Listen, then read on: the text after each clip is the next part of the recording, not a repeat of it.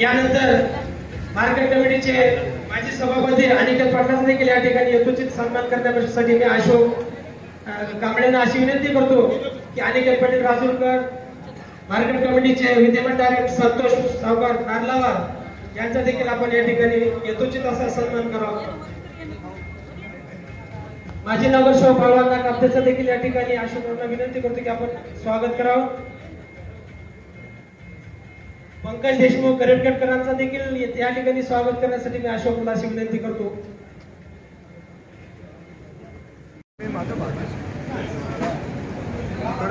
या मतदारसंघाचं प्रतिनिधित्व लोकसभेमध्ये एकदा केलं। सर्वांना विनंती आहे की सर्वांची नाश्त्याची व्यवस्था या ठिकाणी केलेली आहे। पराभूत झाल्याच्या नंतरही एवढ्या मोठ्या मला देवरांनी पराभूत झाल्यासाठी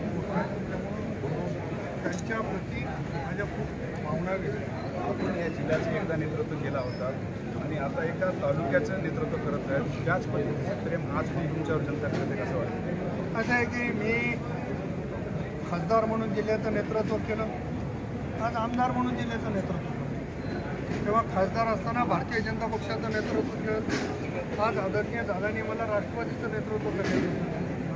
नेतृत्वामध्ये काही फरक नाही आहे, फक्त लोकसभेमधनं विधानसभेमध्ये गेलो, पण मी विधानसभेत गेलो तरी लोकसभेमधल्या माझ्या सहकार्यांचं आहे।